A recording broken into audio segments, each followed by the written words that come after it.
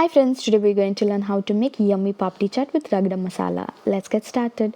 For this, I'm taking a serving bowl and adding in a scoop of cooked yellow peas. I added salt for them while cooking, and now I'm adding 4 spoons of ragda masala, and then I am adding Pani Puri water to add the sour taste.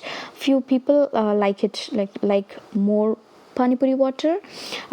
You can add them as per your taste. Now I added a save and crushed papdis. Papdis are nothing but the puris, pani puris, which don't puff up while preparing them. So I add them to the chat. I added 5 to 6 of them crushed, and now I'm adding yogurt, a bit of yogurt to give the little yum taste to the chat, and I added sweet sauce and topped it with cilantro and onions.